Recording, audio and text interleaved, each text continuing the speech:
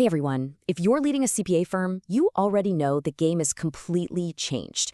Really, the question isn't if you should outsource anymore, but how you can turn it from a simple cost-cutting move into a real strategic weapon for growth. So let's break down exactly how to do that. And here it is, right? The core dilemma. You're trying to grow, you're trying to take on more clients, especially during that tax season madness. But how do you actually do it without watching your profit margins just shrink away? Or, and this is the ultimate nightmare, seeing the quality of your work take a nosedive?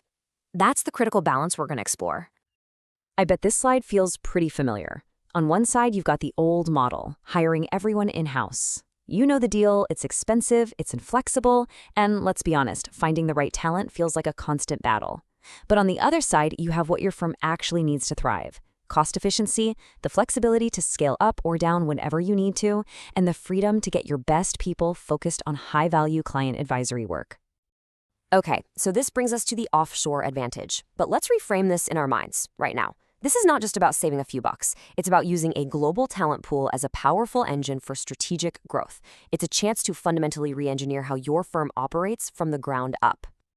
So what are the real drivers here? Well, first up, of course, is cost efficiency. That's a given. Second is the power of on-demand scalability. Just imagine getting through tax season without that crushing year-round overhead. Third, you get to tap into a global pool of specialized skills, especially in areas like US GAAP, that's the generally accepted accounting principles, and complex tax compliance. And finally, you gain this incredible operational flexibility. The time zone difference means your firm can literally be working around the clock.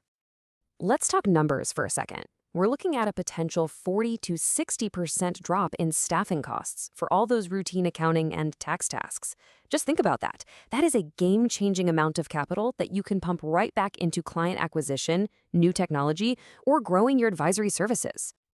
But let's pump the brakes for a moment, because those savings, as amazing as they sound, mean absolutely nothing if the quality of the work suffers. This is the whole ballgame.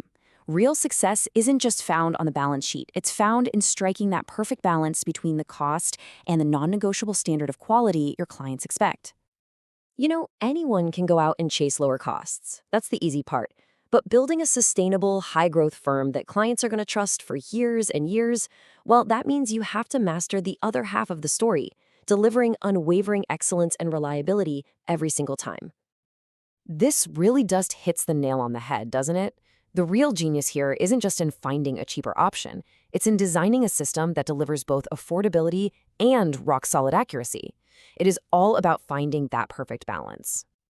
So, the big question is, how do we actually pull that off?